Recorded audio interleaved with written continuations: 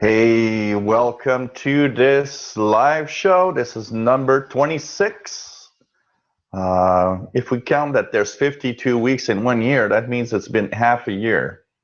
So it's been 6 months since I've started doing the live tech shows. This is pretty cool. So this is live tech show number 26. We are Tuesday, March the 29th, 2016. Welcome, everybody. This is a show every Tuesdays. It is from 3 p.m. It lasts about an hour and a half, 90 minutes, roughly. 3 p.m. Eastern Daylight Time, 1900 hours Universal Time. We are live every Tuesdays, and you can send your questions to helpwithyourcomputers@gmail.com. We are live from Montreal, Quebec, Canada, and I am Gilles, the tech guy from Montreal. And of course, my duties as a tech guy and also YouTuber. So it's pretty cool, and I'm having a lot of fun. And this show is fun to do thanks to you. You guys are great, and I always enjoy making these shows for you. So we are live, and of course, if you have a tech question, and I mean about anything, it doesn't have to be about PCs. It could be about Android, iPhones, iPads, and we got some iPad questions today. It could be about PCs, it could be about Macs, it could be about some technology you're using and you got some kind of problem, or you just want to ask a question of what I think about certain aspects of technology. Don't hesitate, helpwithyourcomputers@gmail.com. That's where I answer the question. So don't leave a comment or post comments on the live feed, because that's not where I look for questions.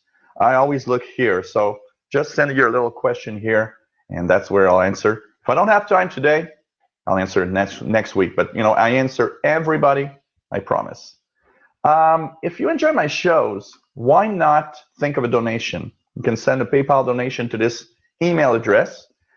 It keeps the show on the air. It keeps the show improving the show by buying new equipment. I only use this money to buy new equipment, improve everything. I've got wireless mic. I've got Ethernet cable because Wi-Fi was unreliable. I've got different things, lighting coming up. Just with your donations, it's just there to improve everything. And I only use it to improve the shows, and it keeps the show on the air, because making these shows takes time, much more than you might think. So I hope you enjoy, and why not send that PayPal donation? Even a small amount helps. Don't worry about the amount. It's not important. If everybody gives just a slight little amount, this show would go on the air forever. And so thanks for all of those that already sent your PayPal donations, and it's always cool every time. So let's start today's questions. Today's questions, first question from Alexander. Alexander wants me to talk about overeating on CPUs, because he saw that I was going to talk about CPUs last week in the Learn the Tech show. And he said, well, overeating CPUs, he's had some overeating issues, and he wants me to talk a little more about that. So overeating is a common problem in PCs, because all that technology, those very fast processors and all that technology makes a lot of heat when it's working. And the harder it's working, the more heat it generates. So basically, if you're playing a 3D game, with very high graphics quality, your computer is working so hard that it's generating a lot more heat than if you're just looking at a web page or doing a Google search. It all depends on how hard your computer is actually working to do what you want. So overeating is a common problem. I've seen it as a tech guy. I've seen it often that computers had problems just because they were getting too hot. So what are symptoms of overheat of a computer? Of course, computer shuts down completely right in the middle of you're doing something. That's often a symptom of overheat. The processors have a temperature sensor. When it reaches a certain level, the BIOS has that threshold that you can, many BIOSes you can actually check, and it tells you, oh, well, if temperature reaches 80 degrees Celsius, I'm going to shut down, or 70 Celsius. Now, you might think, because you're saying, oh my God, 70 Celsius, the computer is really too hot. It's very surprising. You know what? Some CPUs are meant to work up to 80 or 90 degrees Celsius. Because of their design, they can handle that temperature. I know it's really hot, but that's why you've got fans and you've got air flowing through the computer all the time. It needs to get cooled down all the time. It's very important. Other symptoms, random crashes. Got that blue screen of death in Windows, or some of your software crashes when you do certain things. For example, playing a game. Some people sometimes will have, well, it's working well all the time, but when I play a game, crashes. Remember one thing, games on a computer ask much more from your computer than a lot of different software that you can be using. So basically, the games that you play will eat up the machine a lot more. So that's why often playing games will crash. Of course, you can have GPU issues. You can have your graphics adapter crash because of a driver issue. But playing a game might eat up your machine to a point where it's actually crashing every time you play. That's why game machines, or PCs that are meant for gaming, often have much more fans than regular laptops or regular desktops. Why? You need a lot of airflow to make sure that everything goes well. One of the common overheat problems also is on older computers. When you actually they install the CPU or the processor and the heatsink and fan, they put a thermal paste, which is a little silicon paste that actually helps transfer more heat into the heatsink. Problem is when it gets very hot, and for many, many years of use or many months of use, that little paste comes hard and cracks and just doesn't really work well in dissipating all the heat. So basically, if you're a computer user that's very intensive, your computer's CPUs running all the time, really, I always say, well, every year and a half, somebody should take out that fan and CPU, apply thermal paste again, and re-socket it correctly. Because with the time, that degrades and it just doesn't transfer much.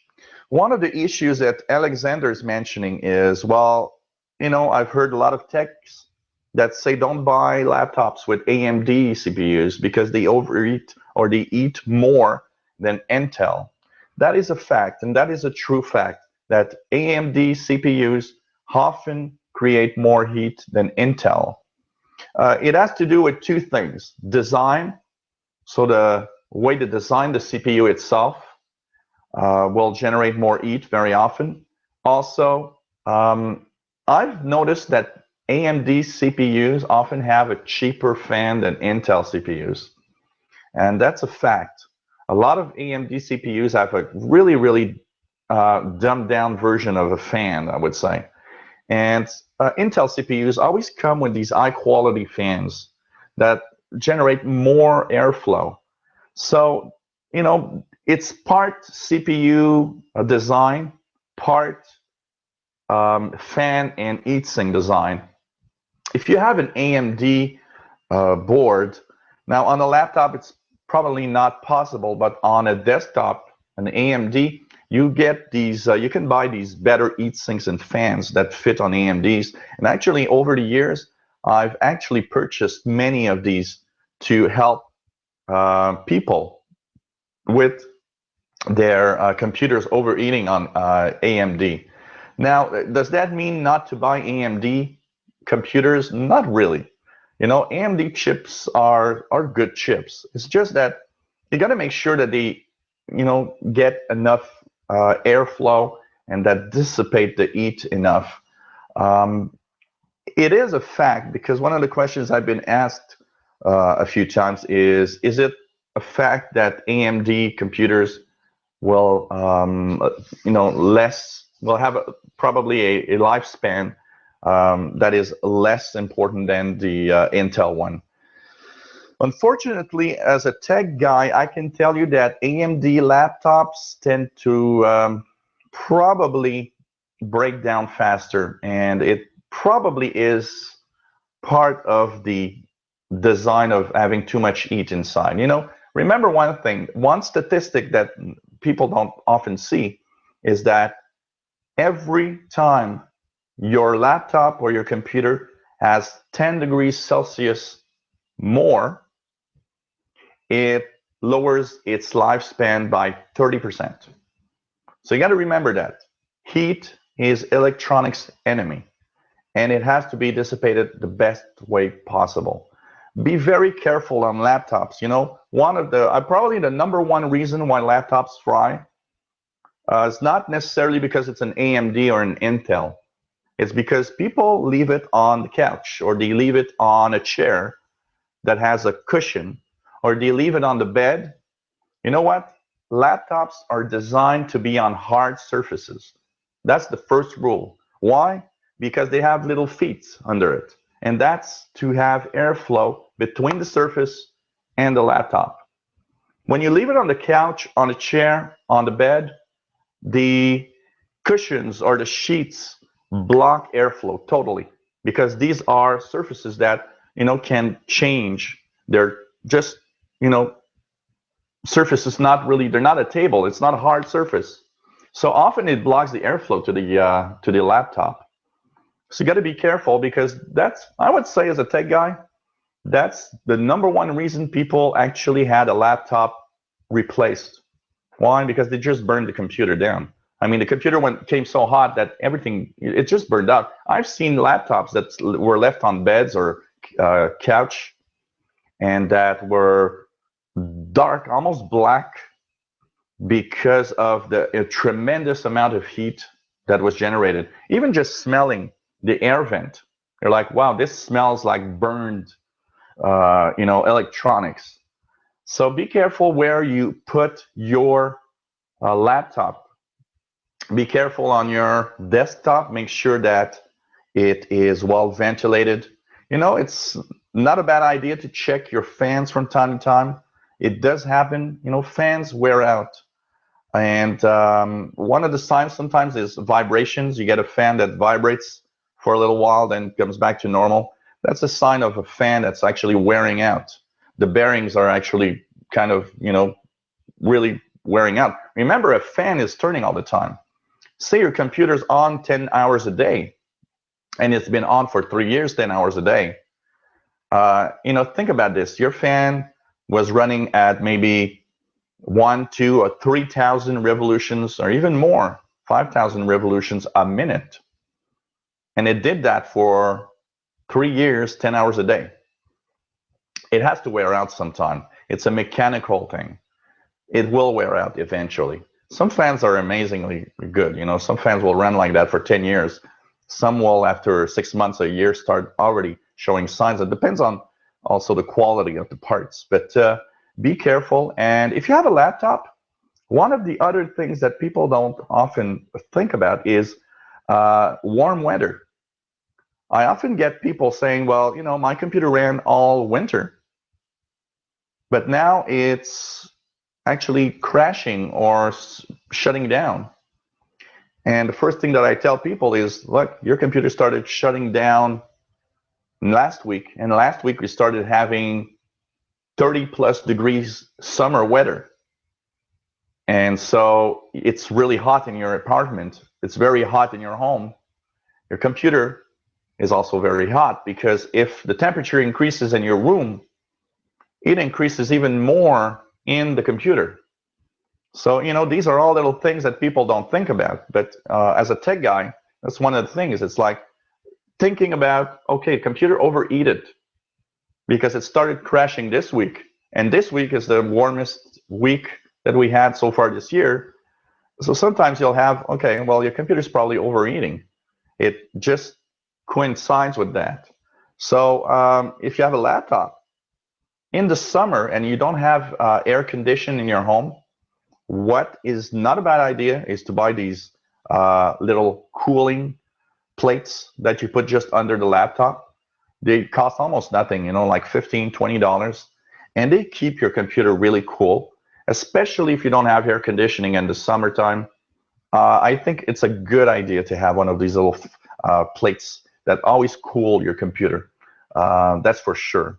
Of course, cleaning your fans and CPU heatsink. If you have a desktop or a laptop, you know, having that spray, that compressed air spray to clean it up. Why not bring it to a shop and, you know, have them say, clean my computer, the insides of my computer. If you're not really, you know, good at opening things and starting to clean up, don't use a vacuum cleaner. It's one of the bad ideas because an example I always give everybody is I remember a client that used a vacuum cleaner on the motherboard. Motherboard has a little jumpers, and the thing is that when the client has the vacuum cleaner, it sucked out all the little jumpers on many parts of the motherboard, so the computer couldn't start again. So it's like, okay, well, you know what? To start your computer again, I'll need a manual of your motherboard, and I'll need jumpers to put the jumpers in a good place. It's kind of complex, you know. So, you know, heat is a problem.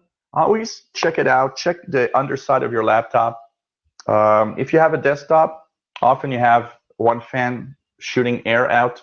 Put your hand in front of it. Is it shooting warm air, or is the air rather cool? That gives you an idea. And clean the dust everywhere, especially if you've got animals. If you smoke, it makes this gooey thing. You know, I, as a tech guy, seen many smokers. You open the computer and it's not just dust, it's like a gooey yellow paste because of the smoking. And it, you know, just drips everywhere inside the computer. So these are things to check for. Make sure that you're always running cool. That's for sure. And that's, you know, overeating for you. And I guess you got to be careful all the time with eat. Make sure that, you know, everything runs cool. And, you know, if your computer crashes because it's a little too hot, that's possible. It's sometimes something easy to fix too. Alexander also has a question about, I'd like to ask you, what is Adobe AIR? And do I need it on my PC? Is it safe? Also, another question from Ben saying, hey, I've got something called Java. I don't know what it is. It looks like a cup of coffee when I click on it. What is that? I sometimes think it might be a virus. So basically, Java, Shockwave Player, Adobe AIR are add-ons that are added to a PC that do certain functions. A Shockwave or Flash Player are content players. So they, for example, when you go to a website, you can see these ads, these animated ads. Very often they're made in Flash Player. One of the good things is Google will stop providing Flash ads, and that's a really good thing because Flash Player needs to be removed forever from all of our computers. It's one hell of a security problem. So Shockwave and Flash Player are similar, and they do you know, all sorts of playing ads and stuff. But one thing, if you use Google Chrome, if you use Microsoft Edge browsers, or Internet Explorer 11, you don't need Flash Player anymore. It is provided within the browser. So you just don't need any external Shockwave or Flash Player. Just remove that from your computer. Java, my first thing is always say, remove that from your computer immediately. Java is another security threat. It's not a virus or anything. It is a language that actually a lot of websites used to use to have, for example, online games and stuff like that. Now, be careful. If you're playing online games it's possible that Java is needed and you need to keep it. But if you don't play online games and stuff like that, remove Java from your computer and never install this again. It's a good, it's a security risk. I think it's worth removing Java from your computer. Every time I go to a client and I see Java's installed, first question is, do you play online games? And if they tell me no, it's like, okay, I'll remove that. I'm going to remove Java. Adobe AIR is another type of Adobe kind of player, if you want. It is sometimes used. It's not something that most people need, though. So it can be that it is with some software that you have, though. Sometimes they'll install Adobe AIR when you install another type of software. It's not a virus. It's not a bad thing. But I think for most people, we don't really need that. Adobe Reader asks for update. Is it safe? It is, as long as it asks for an update within a little window that pops up on your desktop, not on the web. When you go on the web and it says Adobe Reader and stuff like that, you never click update.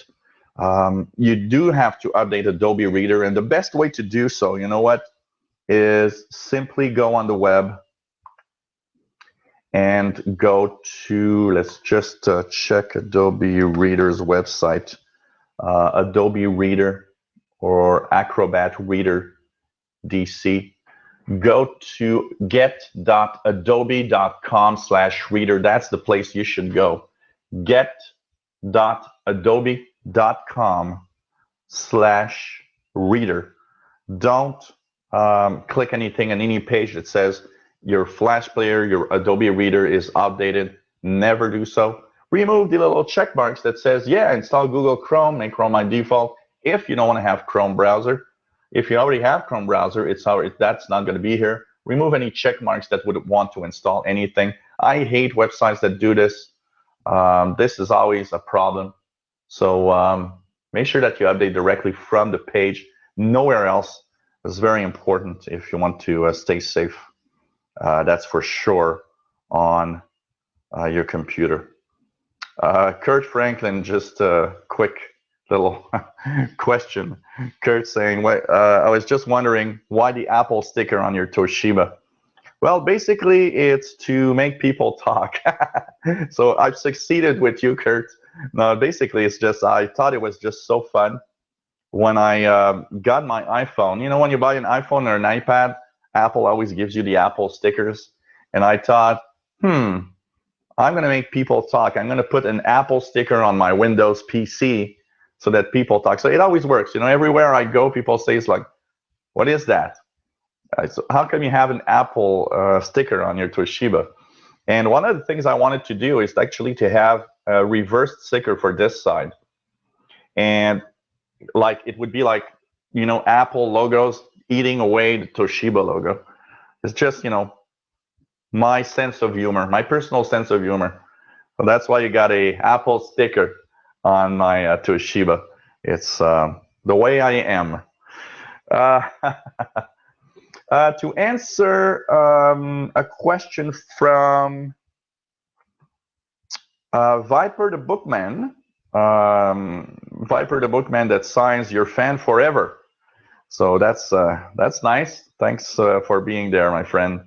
To basically answer your question, I don't really have a limit of questions that people send me or that I'll answer from someone, but I will not, of course, take all my show with only one question.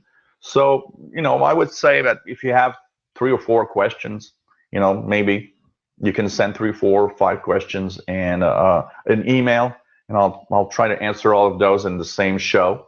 Of course, you know, think about how long it would take me probably, or in general, how long would it take for me to answer your questions? And, you know, if you see that you have maybe too many questions, break them down maybe in, you know, 2 or 3 shows.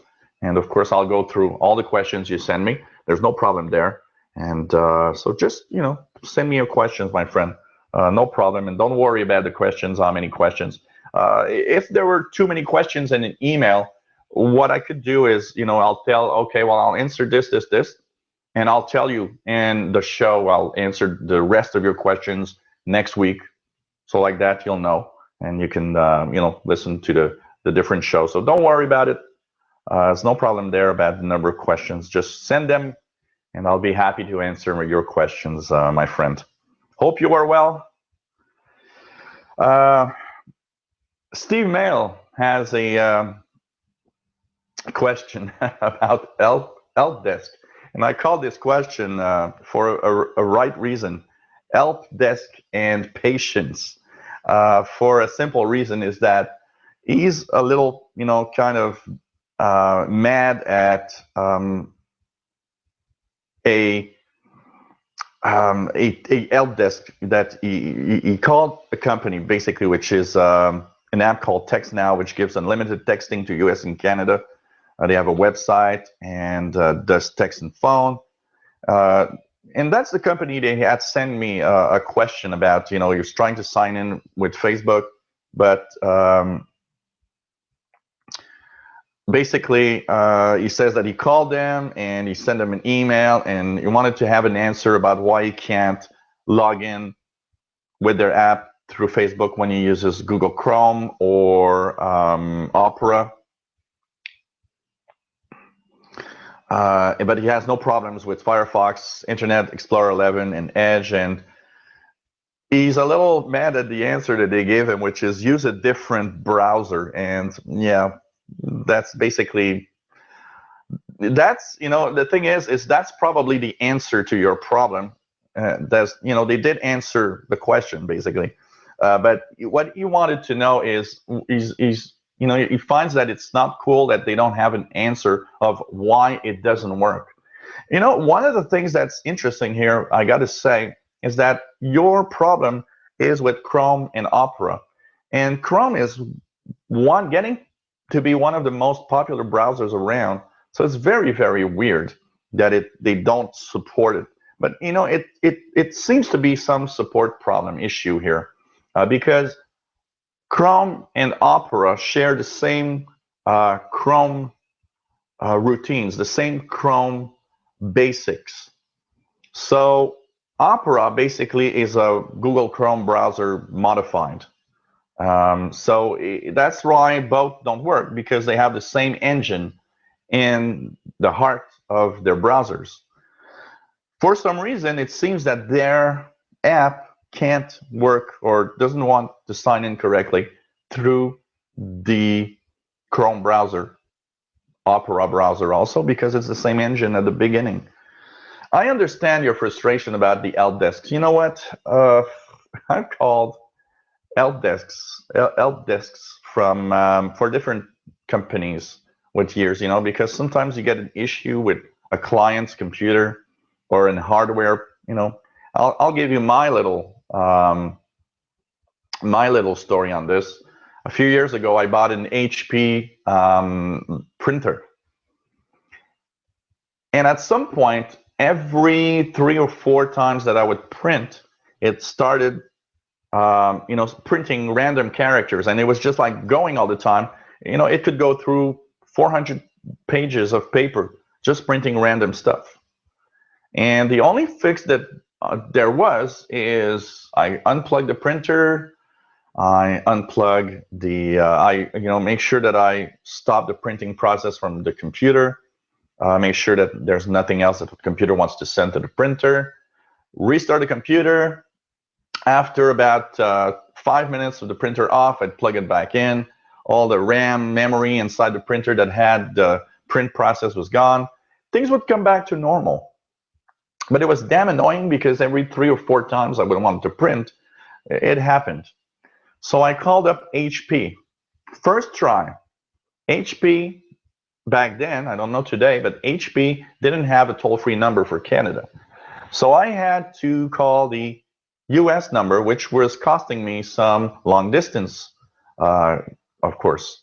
So basically, the first time I called, I went through all the categories. And, these are so complex. It's like, okay, what do you have? A computer, a printer, or it's not even that. It's like, okay, you're a consumer, you're a business, what the hell? I want to talk to someone, and I want, and don't even try to press 0. They're like, No, you got to answer through the menu.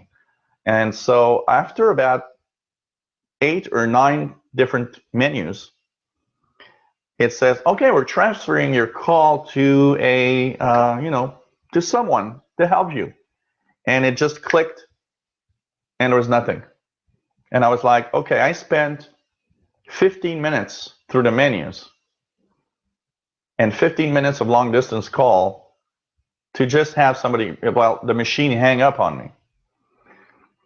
Second try, I get a hold of someone and I tell them, well, there's this issue. But I also tell them that as a tech guy, I've noticed that a lot of HP printers do that at my clients too.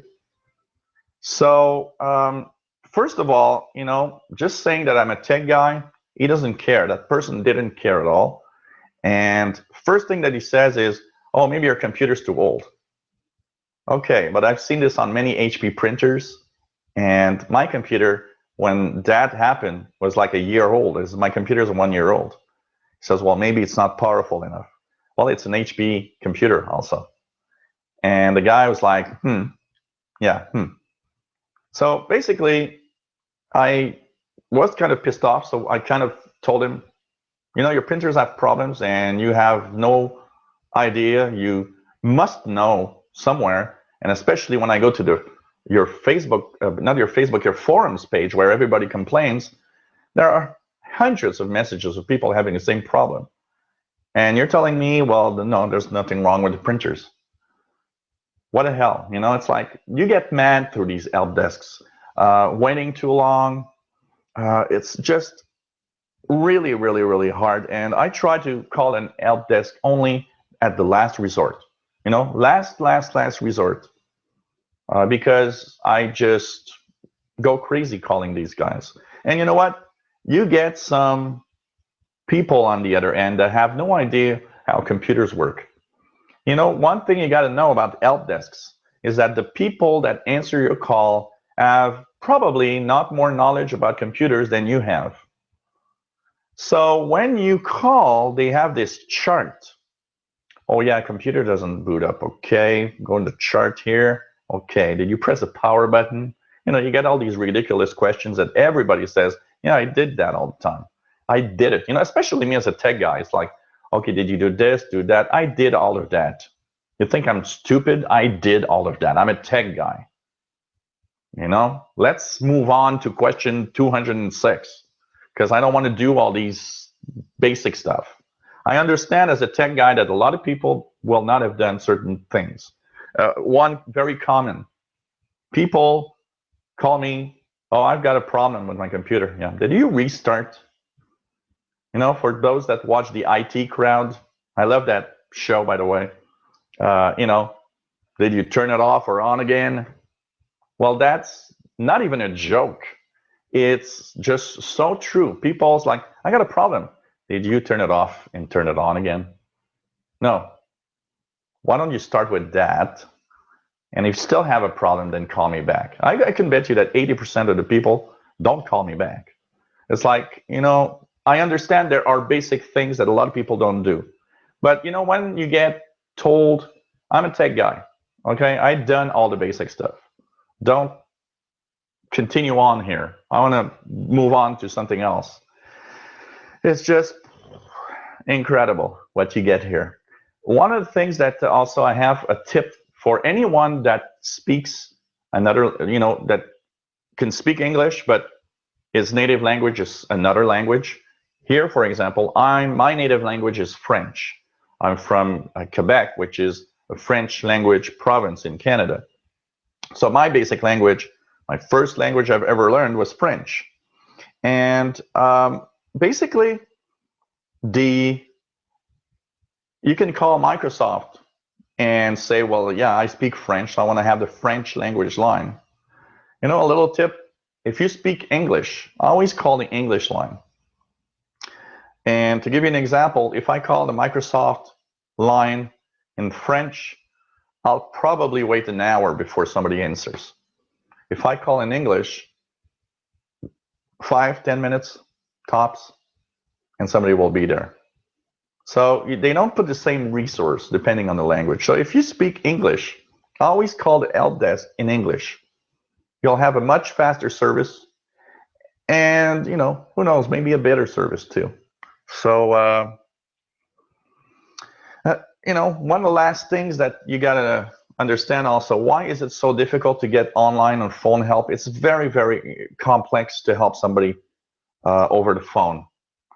And I've got clients that call me with different problems, and very basic.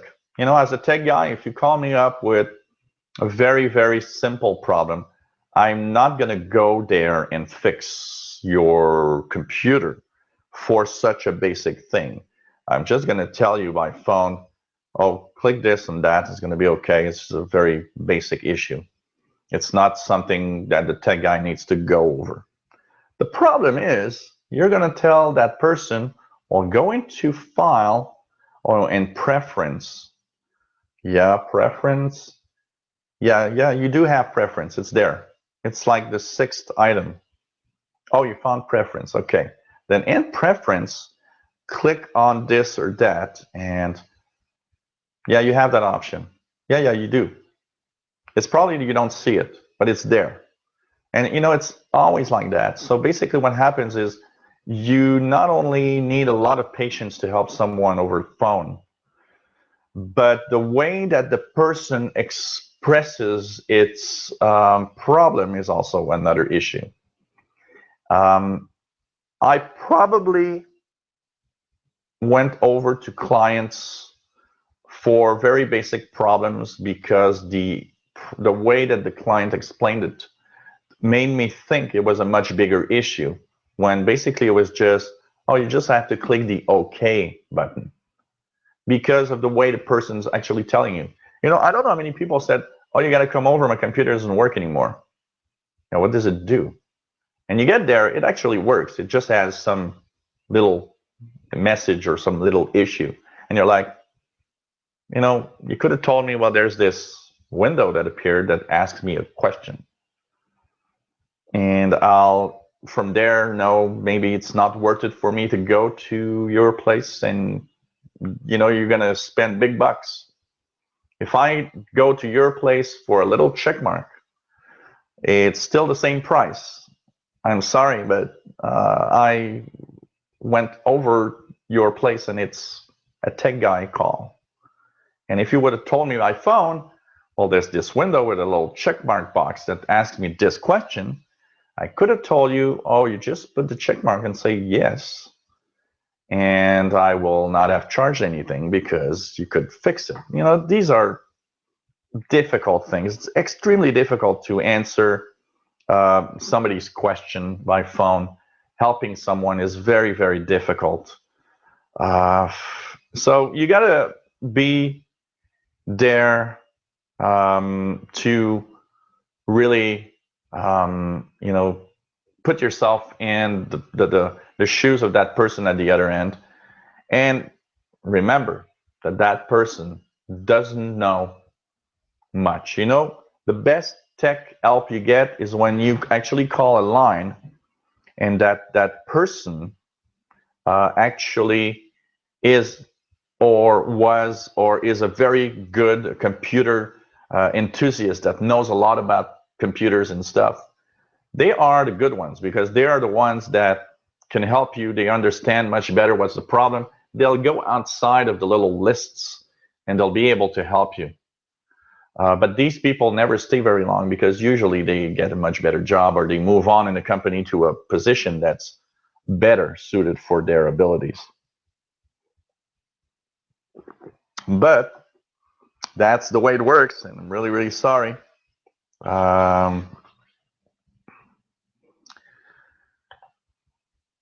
Unfortunately, it's just incredible. Just incredible. Yeah, it's like, these calling places and all stuff like that. It's just incredible. So, unfortunately, good help is difficult. And it's always one of those things that's extremely, extremely difficult to really get good help.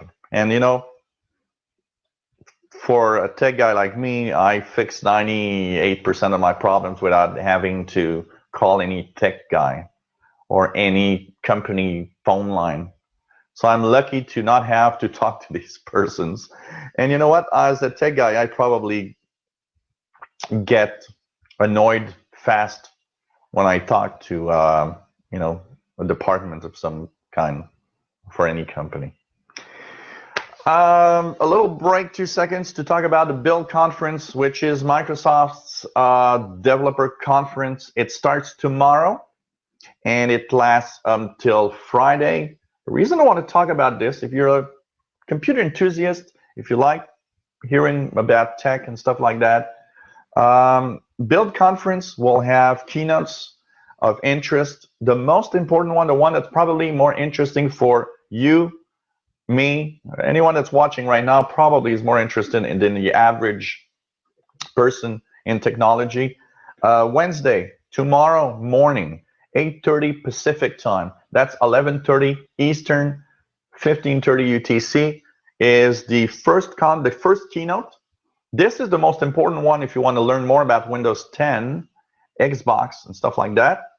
And there's supposed to be a lot of announcements tomorrow about interesting features of Redstone's update in June and so on. We might have a very interesting number, the number of Windows 10 installs right now. So lots of interesting stuff. It's live on the web in the Microsoft Build webpage. So if you go there, you'll have the live stream. I will be watching tomorrow live all of the keynote, and I will be posting videos to the YouTube channel about the interesting announcements. So if you can't watch or you're not interested in watching the full keynote, don't worry, I'll have a roundup video of everything that they've talked about today, the new features. You know, they're going to talk about a lot of stuff tomorrow, and it's going to be interesting. Thursday also is a keynote. That one is much more for the cloud crowd, which means because Thursday is the keynote that will talk about Azure and cloud, and you know, which is basically Microsoft's biggest business right now. So that's probably more intended to the developer. And finally, there's going to be a small conference on Friday, but it's, you know, Friday the day everything is going to be wrapped up slowly. So it's going to be interesting to look at this, especially tomorrow. And of course, I'll be watching. So check out the videos I'll be posting on what's new, what's going to happen with Windows 10, you know, and the different aspects of the keynote tomorrow. It's going to be interesting to see. So the Build Conference 2016, starting tomorrow. That's going to be an interesting one for sure. John Cusack from Illinois has a question about home theater PC. What to use on an older computer. He's got a Core 2 machine and it works fine, but he doesn't have an operating system on that machine because he transferred Windows 7 to another one, doesn't want to pay for an operating system, and wants to use it with his home theater system and his TV, 70-inch TV. So he's asking you what to use. Basically, you don't want to pay for Windows. One great answer to that, and install Linux, Linux Mint, Ubuntu Linux. Get one of those Linux distros, install that on your computer. These are free, and for home theater stuff, they are very, very well suited for that. They all support, you know, like Kodi to have streaming between your computers of media and stuff. And if you know, they have players for pretty much everything, so you'll be able to watch all sorts of file content. You'll have access to the internet. And I think for a home theater PC, you don't want to have Windows. Linux is great for that. That's for sure. Another question that you have is because you want to use your old PC for TV, you don't have a HDMI port, you say you have VGA. What you need to do is buy yourself a little adapter. It's VGA to HDMI, very important. Don't word it the other way around. You won't get the correct one. That's what I use on this computer here. this is a desktop that's running on the TV here, and that desktop did not have an HDMI. It's too old for that. And basically, that HDMI I have the adapter I have I bought on Amazon. Sorry, Amazon, and it cost me like $20, and it's a great adapter. What it does is the one part goes into the VGA, one wire goes to USB, and you get an HDMI out that not only has the image, but it has the sound. So it really replaces very well, and it's very cheap, 20 bucks. So remember to word it right. When you go there, VGA to HDMI. Very important to have it that way around, not the reverse, because you're not going to get the correct cable. So VGA to HDMI is going to work fine. Another suggestion here that Tim Robinson says could also use OpenELEC. OpenELEC is also another one. He says it's Kodi with a front end. That's true. That's one other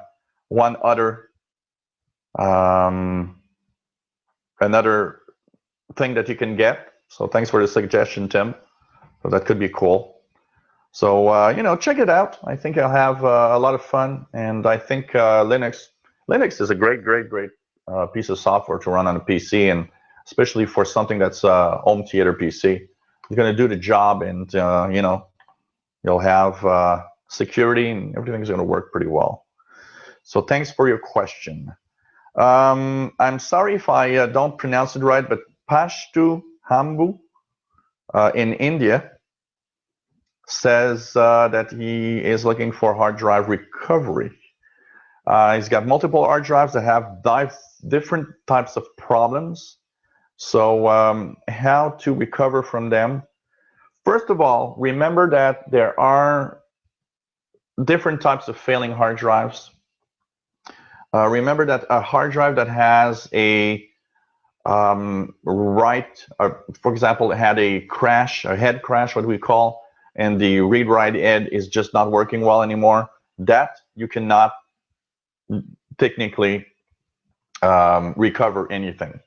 So maybe you have some of them that just fail to a point where that is a problem. Some hard drives have the controller failing.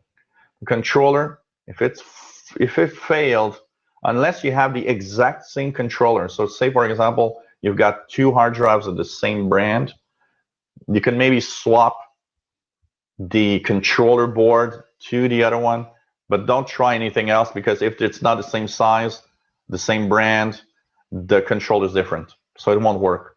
But that could be another issue where you won't have anything where you'll be able to recover.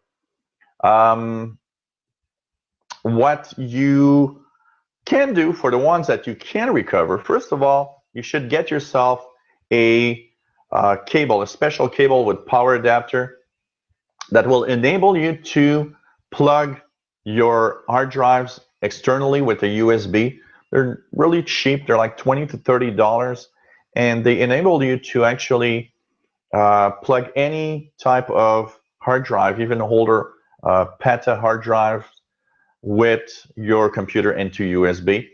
From there, you can issue some stuff. There's the check disk/R command. So what you can do is open a, you can right click on Windows 10, or you can just open a command line in your computer. If you're on Windows 7, you just go to execute and type CMD for command line. In the command line here, you just type CHKDSK space /R. This is check disk command, and the /R is for repair. And if you want to specify the drive, if it's in USB, just put the drive letter first. So for example, say that the drive is plugged in and it's a letter E. Well, you'll do CHKDSK E : space /R. This means check disk E /R for repair. So it's check the disk E and repair the problems you see. That command is pretty powerful. Very often fixes enough of the disk that it actually becomes readable again. So you can try that. And if you have issues that disk is recognized, but it's still not working right, you can't read what's on it, then you can have recovery software. One of the best recovery software, unfortunately, you'll have to pay for it, but it is really the best software I've ever seen. It's SpinRite from grc.com or Gibson Research. This is made by Steve Gibson, which is a very well-known security guru. And he's got this SpinRite software. And this software, what it does, it checks the drive and then has levels. So it can change the level of recovery. And some of the most critical recovery, that's the hardest, can take several hours. I've seen a drive on SpinRite, using SpinRite from a client of mine, because I use SpinRite. And I've seen one take 3 days before it recovered, but it did recover. And sometimes it recovers the drive enough that you can actually still use the drive for something else. Because what it will do is it will tell the hard drive the different sectors that are problematic. It's just going to say, hey, don't use this sector. It's going to put it in the table of sectors and clusters that aren't usable anymore. So the hard drive will avoid these areas, basically. But this is not free. I believe it's something like $70 or something, even more. But it is the software. This is the best software for recovery. I've never seen any software that works as well as this. I can tell you that. So you can try that out. There are, I believe, maybe a few. One of the things I want to see here, I don't know if it's free. Let's just check ESUS recovery. I remember they have a recovery software. So ESUS has data recovery software, but it is not free either. So you'll have to buy it now. So this is another recovery type software that you can use. Unfortunately, not free from ESUS. But if you're, look, if you're about to pay $99 for this one, buy SpinRite. It's much better. And SpinRite works also in computers that the hard drive might have failed, because you can boot from the SpinRite disk or SpinRite USB thumb drive and check your own hard drive inside your machine. So, but this is the best software around, I can tell you that. So check that out, and I hope you can recover, my friend. Thanks for your question.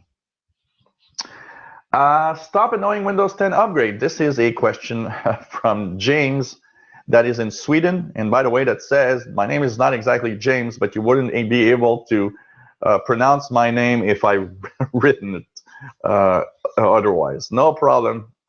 I'll call you James in Sweden. Stop the annoying Windows 10 upgrade in your Windows 7 machine. I found something that's really cool. One of the new, and we're talking about SpinRite from Gibson Research. Never 10 is a great piece of software, and it is from grc.com. So it's grc.com/never10. This Never 10 software, pretty cool.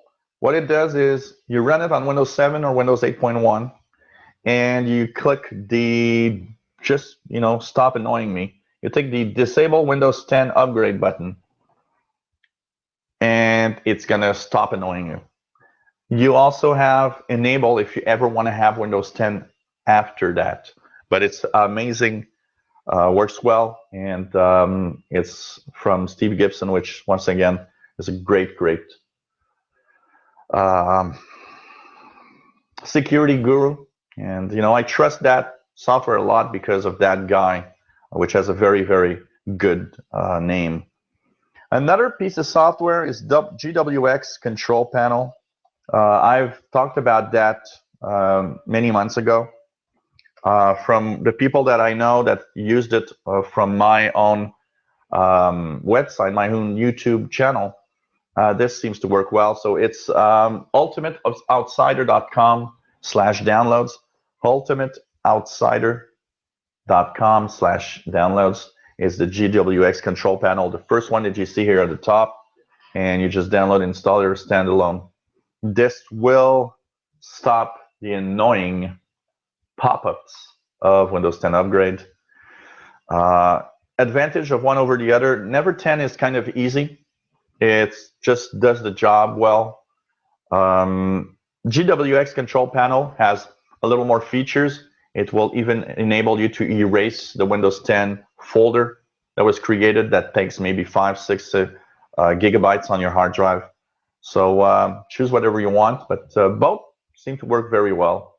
That's for sure. Okay, as we continue on with our questions, Tim Robinson from just mentioning that Recuva from Piriform is a piece of software to recover, and that is apparently free. Let's just check it out. Piriform, yep.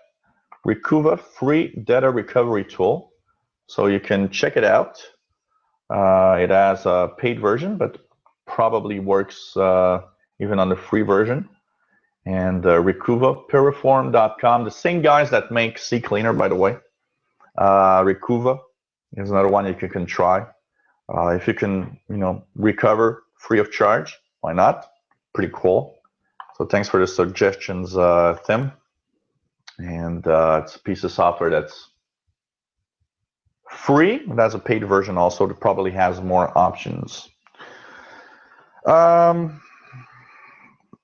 Carl says, do you have any experience with Chromebooks? Should I get a Chromebook? Some of them are cheap and they look quite interesting. Why should I choose a Chromebook over Windows or not? Thanks for your answer. So Carl, Chromebooks, basically a Chromebook is a laptop computer that runs the Chrome OS, which is the Google Chrome operating system. Do I recommend Chromebooks? If you don't do much with your computer, if the only thing you do is surf the web, do some email, and not much more, just do the regular internet stuff that we all do. Yes, Chromebooks are an interesting alternative because a lot of them are cheap. Some are expensive, but a lot of them are really cheap. They give you access to the web and they do their job quite well. They're very secure, being an operating system that's in like a little class, which is very small market. So they're more secure very often. That said, remember that a Chromebook is not a Windows computer or a Mac computer. So it doesn't run regular software like we will usually have. So if you get software from somebody, it won't work in a Chromebook because it's not a Windows machine. So it has these drawbacks where there are things that maybe you won't be able to do. So these are really depends on what you do with a computer. I think a category of people will have Chromebooks that are going to work just well and do what they want, and that's going to be fine. But you'll have to make sure that you don't want to use software or programs that maybe your friends use on Windows and stuff like that, because that's not going to work. But they are nice machines and very inexpensive. I think Chromebooks are good if you just want to have a little something to use, or if you on business and you move a lot, you need a little something that is inexpensive in case you get it stolen or something. That's inexpensive and does the job for sure. So that could be a nice little alternative. It's mostly cloud-based, so you can do some stuff, but for example, do work like Word documents or stuff like that, you'll have to use Google Docs online stuff in order to work with these computers. They're not like regular computers. They're more like, say, an iPad tablet, where most of what you do is more cloud-based than a regular computer where you save stuff on your computer. So, you know, it all depends on what you want to do with your computer. If you want to keep these, that's for sure. But they are nice, you know, depending on what you want to do. It's such a inexpensive way of working, basically, having a computer and doing something. So, you know, some as low as I've seen Chromebooks at 150, $200. That's not a lot. And, you know, get a little 13-inch or 11-inch laptop style computer. But remember, it ain't a Windows machine. And remember that you can have nice little Windows tablets for like $200 that enable you to do more if the need is there for more. That's for sure. You're watching the live tech show. We are every Tuesdays, 3 p.m. Eastern Time. That's 1900 hours UTC. Tonight, Learn the Tech Show. Hope you can join us. That's at 6 p.m. Eastern Daylight Time, 2200 hours Universal Time. Tonight's subject is how you can stay safe with your different technologies and with everything. And we're going to talk about safety of your credit cards, safety of you know, using an ATM, of using a computer, a tablet, a phone, whatever. We'll have all the little safety tips that you can use to always be safe and make sure that the chances that you have some kind of, you know, have money stolen or anything happen to a minimum. I think that's going to be an interesting one. iPad questions. That is a question from Susan. Susan says, hi, this is Susan from California. I often watch your radio shows and always like every show you make. Really love these computer shows. Thanks for all you do. It's really appreciated. Questions that she got for the iPad is how to make folders. Very simple. On an iPad, if you want to make a folder to put different apps together, is you just press an icon on your iPads, and they're going to start jiggling. And from there, you just take that and you move the icon over another one. So basically, say you have 5 games.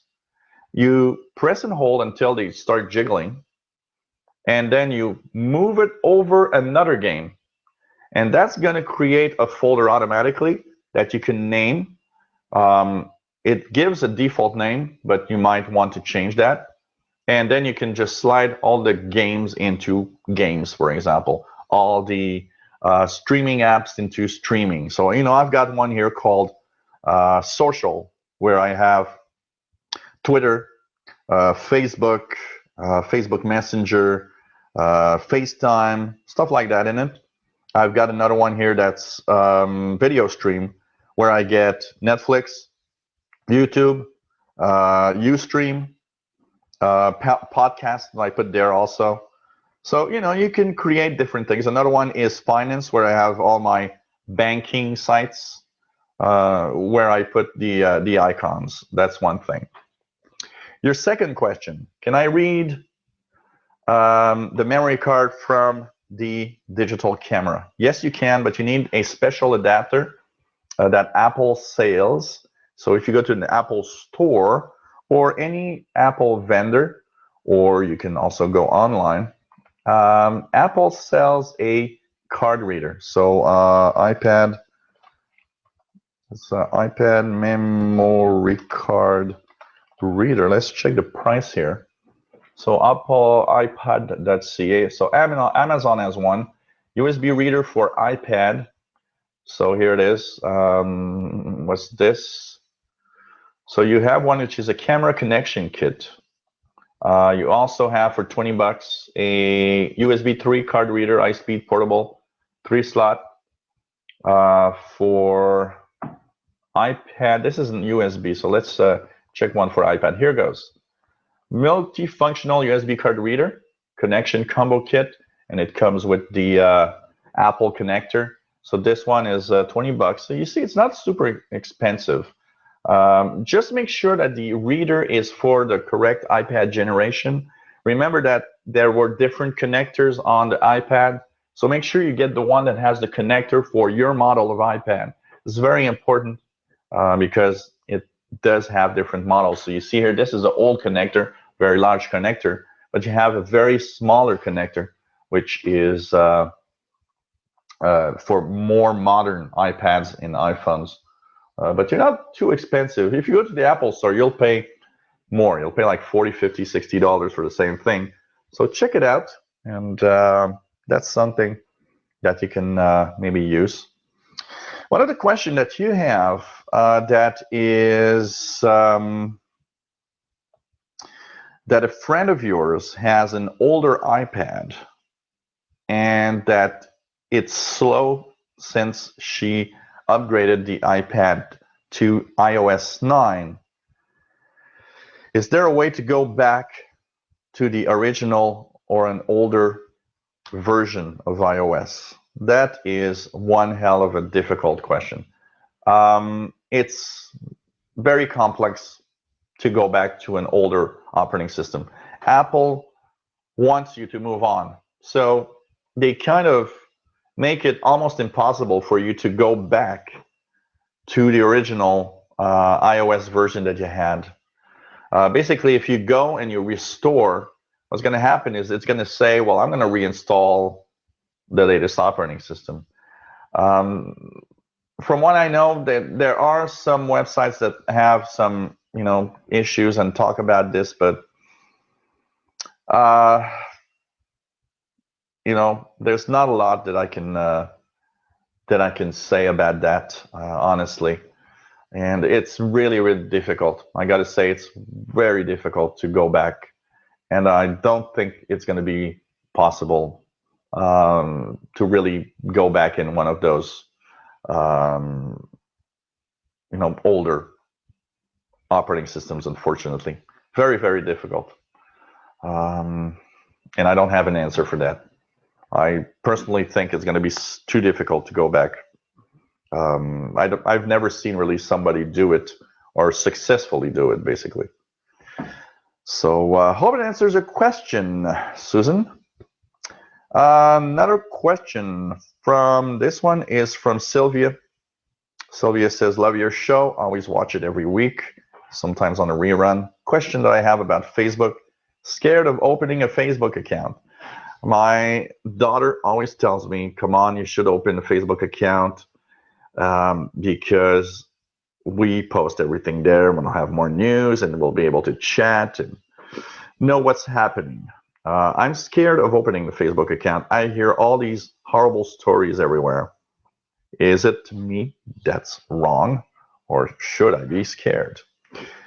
You should and should not be scared, okay? Yes, it's true that Facebook is the biggest, probably the place where they really get the most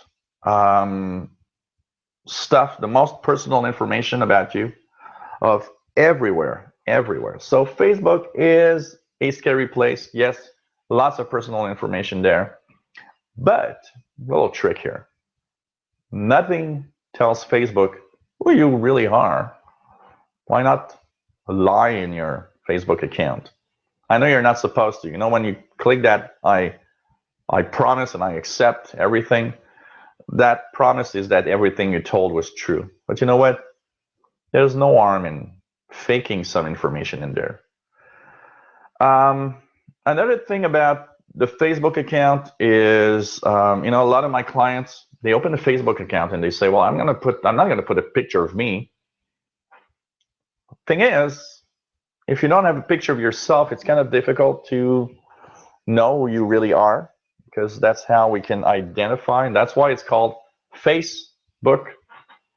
Okay.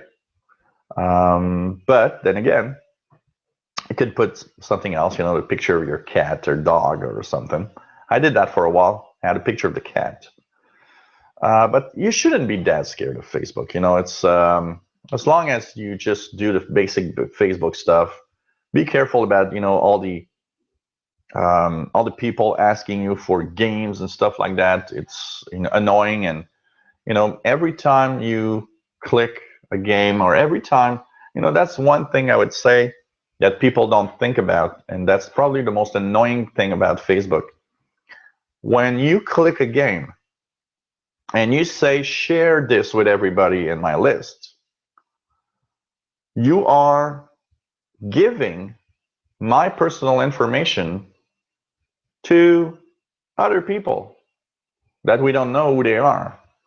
And that's probably the most annoying thing of Facebook, is how careless and how people just don't understand what the hell they're doing when they share everything.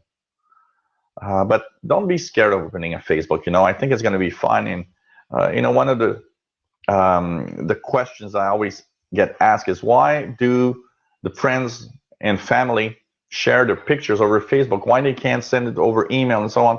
Because it's damn easy there. You know what? We today take pictures with our phones. We don't use digital cameras anymore, because if you do, you're either a professional photographer or you're old style and you need to upgrade to a phone. Not necessarily, but if you have a smartphone, you know what? This is how we take our pictures today. And why it's easy to put it on Facebook, because it's just easy. You just press in the pictures and it's like, oh, send on Facebook. It's done almost automatically without asking anything. So that's why people share pictures on Facebook. That's because it's easy to do so from your phone, from any device almost. It's easy from a PC. It's easy from everywhere. And it's cool because, you get these groups that can see all of these pictures. So basically, basically the pictures you put online, you share with everyone, and that's cool. And to the question that you have, should I open a Facebook account? Of course you should, but be invent your, you can invent your life. You can put your real name, but you don't have to say the truth about everything. Nobody will really know. And one of the last things about Facebook, make sure that you lock down your Facebook account as much as possible. Make sure that in the security options, you only share with your friends and not with friends of friends of friends and so on. That will make it much more, private, more secure, and just be careful. But don't panic on Facebook. That's for sure. We're already at today's questions, which is pretty cool. So we've got a question from Mike that is in the state of Washington. So Mike says, hi, I love your live shows, and it's always interesting to have your live shows. A few weeks ago, I was reading an article in a newspaper, and they were saying how the governments can spy on us in different ways. And I wanted to have your take on what you think that governments can do. And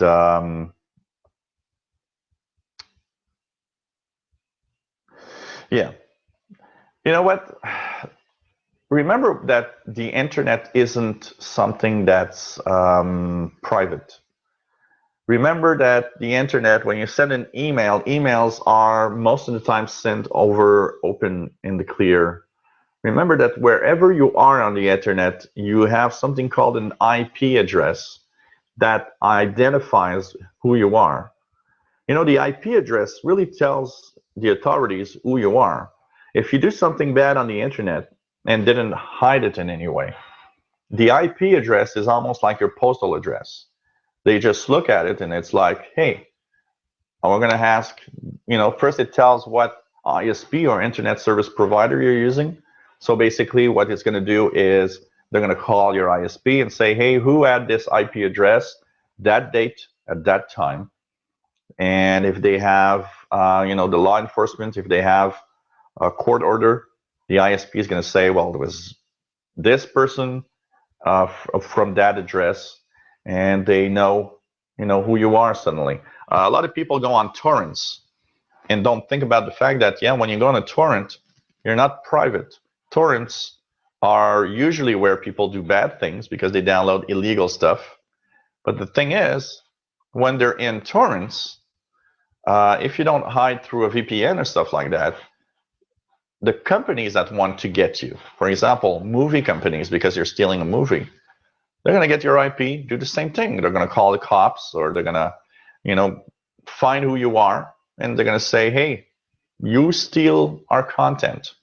So, that is one part. The other part is any government agency that wants to know stuff can go through. One of the things that Google got annoyed at, Google was saying that most of what the NSA, for example, is getting in information, they're getting it in the transfers. Google has data centers scattered all around the globe. And basically what they do is at certain times of day, the data centers will share data between each other to back up stuff and have redundancy so that you can have more than one place where the data of everybody is, so that if something happens, you don't lose your client's data. For example, for Gmail. Well, they said that a lot of the NSA spying information is between the data points. So basically, the NSA puts a little data center that they've built, and they'll just redirect traffic that will go through their data center before going to the other point. So it means that they're actually getting all the data from everything that's happening. Everything was happening in a day. So it's, just think of the internet as being a place that is not super private. Yes, you can make it more private. One of the things that you can do is use the Tor network, or the Onion, what's called the Onion router. If you actually install the Tor browser, T-O-R, the Tor browser uses a part of the internet that is, like I said, called the Onion router. It's an encrypted part of the internet. And the Tor browser is free. And once you use this, you get through the internet on only in encrypted websites and centers. So if you look at a regular website, what it's going to do is encrypt and move your traffic through different points in the web to make it much harder for anyone to try to find you. Now, this is also very controversial. One of the most controversial things about Tor browser and the Onion, which is called the dark web, by the way. If you ever hear the dark web, this is the dark web. Basically, the problem here is this makes it extremely difficult for any law enforcement to see what's happening in here. And the FBI and the NSA are going a little crazy over this. It is suspected that a lot of bad guys use the dark web because it is encrypted, and they know that they can share information without nobody even knowing what's happening, because all the data packs are encrypted, because of the different routing everywhere. It's almost impossible to know from where it comes from. This has a lot of controversy to it. It's very difficult when we talk about this aspect of, our own security versus our privacy. We're at a very, very, very unique point in time right now, because for the first time, we have some security tools with encryption that we never had before. The average Joe, like you and me, used to send letters and, just have basic stuff. And we used to send emails, regular emails. But now we're getting to a point where we can actually chat with each other through something like this, in such a way that we just have no nobody can watch or see what we're doing because we're just really, really private suddenly. And law enforcement doesn't like that because they want to see what's happening. Their idea behind this is that it's going to prevent terrorist attacks and stuff like that. Thing is, most research say that it's not true. If we want to stay safe, we need privacy, we need encryption, we need to have these tools. It's always, like I always tell my friends that say, well, I'm not, I don't think we should have encrypted stuff. I don't have nothing to hide. Well, it's not that. It's much larger than that. You got to remember that some people got arrested and some people got accused of stuff they never did. Because of, officers or people, law enforcement officers that were just stupid, and stupid, dumb people that just don't care if you're a good or a bad person. They're just going to try to accuse you of something. And it happened a lot, and it's still going to happen. So when I hear people telling me, well, if I've got nothing to hide, why should I be scared? Is because even if you got nothing to hide, you can get to a point where you'll have this really bad law enforcement guy that's going to just, and one of the examples I always give out is I'm a shortwave listener. I've been a shortwave listener for years. And of course, when you're a shortwave listener, you can have things called QSL cards, which are verification cards. You write to stations around the world. And one of the examples I always give is, look, I've received letters from Iran. I've received letters from, the time when Russia was the USSR, from Syria, from, these countries where it's kind of complicated. So there could be a law enforcement officer somewhere that looks at this and says, hey, this guy's trouble. He's got letters from Syria and Iraq, so he must be a terrorist. And he decides to flag me as a terrorist. That's where it's dangerous, because this will happen. That's where I think we need encryption, and we should have it. That's also where I think, of course, bad things can happen because we have that. Because bad guys know that we'll have that. But then again, there are murderers out there that kill people with a knife. What are we going to do? We're going to stop buying knives, and we're going to just, okay, no more knives, because we can kill someone with a knife. It's as simple as that. It's not logical to think like that. Yes, people can use some aspects of security to do bad stuff.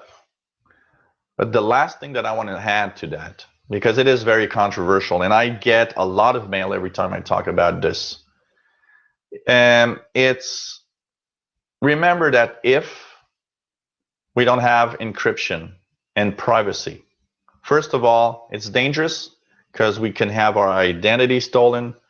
We suddenly can have a lot of problems because there's no more security. But remember that the guys that will do the bad stuff are just going to find a way to do the bad stuff without using the regular tools, because they know that these tools, the law enforcement officers will know what's happening and see it there. It's complex. I know it's also an issue where people that have a loved one that was killed in like in Belgium and France attacks, they probably in their head have like, no, the hell, we need zero security with that. We don't need privacy, because bad guys will do bad stuff and kill people like they killed my loved ones. And I get that aspect of emotion a lot. A lot of, one of the videos I did about this, I did get a lot of people say, hey, wait till one of your loved ones gets killed because of that, because of an attack. You'll change your mind. And I'll answer simply to that, no, I won't. because I will be very sad. I will want these terrorists to be, to disappear from the face of this planet. But it will not change the fact that, no, I think we need privacy. It will not change the fact that I don't think we need a backdoor to any device we have, because that means bad guys that aren't meant to use the backdoor will be there to hack our phones, our tablets, and they will use it. That's why a backdoor is not a good idea. People that think a backdoor is a good idea don't know about technology that much, or they just don't think farther away than their own little private matter. It's something that will always be. And if we stop encryption, we'll be at risk of much more problems. And it won't even stop terrorists from doing whatever they want. So we got to think about that. So the Tor browser is one aspect. And of course, you can use VPNs. VPN, which is a virtual private network. That's also a way to encrypt, basically, our stuff. And that's, I think, a good way of staying safe, especially if you go on online. Like on if you go to a public Wi-Fi hotspot, stuff like that. I think having a VPN is nice because it protects you even on the public Wi-Fi, and that's pretty cool. So one last little detail here about today's show is Douglas Elliott that sent me a little message here that's interesting about. We were talking earlier, about how the help desks are just damn bad. And that is true, and it's something that I often use. Of course, Douglas says he always tries the forums first. He said they had a problem and found a great solution on the Windows 10 forum, for example. So, that's true. I probably use forums a lot. What I find annoying about forums is that 80% of the people that post there are just annoying and should not post because they just they just post annoying stuff that shouldn't be in there. But it is true that even with all the 90% annoying stuff, the people should not, the forums are a great place to get information. And when you search for help on something, it is true that a lot of these people do have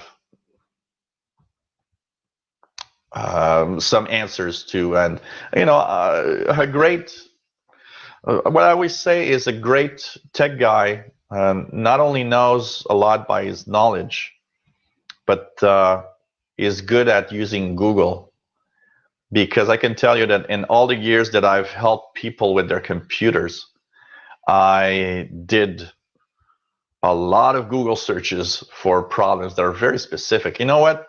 The diversity of problems that you have in such a in a computer means that you just can't know everything. And there are problems that are so specific to a machine or a driver or a mix between two programs that you just need to Google it and get an answer somewhere else because you just can't find a solution. So,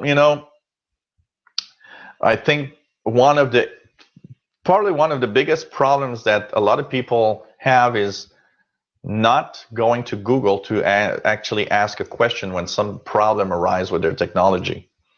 I get an error message, I get a problem. First thing I do is Google. I'll just, error X4635 on iPhone when plugged into power adapter. Whatever. I just made up that one, but it's as simple as that. You have a printer, you want to print. It says, error 500 while printing. Well, you go online, it's like, okay, HP LaserJet 1505, error 500 when printing. I can bet you'll get, first of all, a lot of people that have the same problem as you have, and there's a good chance you'll find a solution because somebody in there is going to say, hey, I found a solution. I did this and it fixed it. So Google is your friend when you're searching for fixes with your computer and your technology in general. So this was the Live Tech Show number 26, already an hour and a half gone. Just goes so fast. If you have any questions during the week, please send them to helpwithyourcomputers@gmail.com. This is where I answer your questions. And of course, I will answer them next week. I always go by order. So if you post a question and you wonder why, at what point I answer your questions, I go from the oldest question I have and slowly move up my list of emails up to the latest ones that I have. Thanks everyone for being there. Thanks to all the people that share their comments and also their knowledge of different options and things that they use. And when I talk about a subject, you have your own opinion or you have your own little something that you want to add, a software that you use that maybe I don't know about. Once again, as a tech guy, you don't know everything. Sometimes people use this or this specific piece of software and you just don't know about it. And it's like, wow, okay, cool. That's a good piece of software. I didn't know about it. Just send your questions, and it's always cool to have everybody on board. So take care, everyone. See you next week at 3 p.m. for our next live show. And don't forget, in about 90 minutes, we will have Learn the Tech. Learn the Tech show today is about your security, how to stay safe. Thanks, everyone. Bye-bye. See you next week.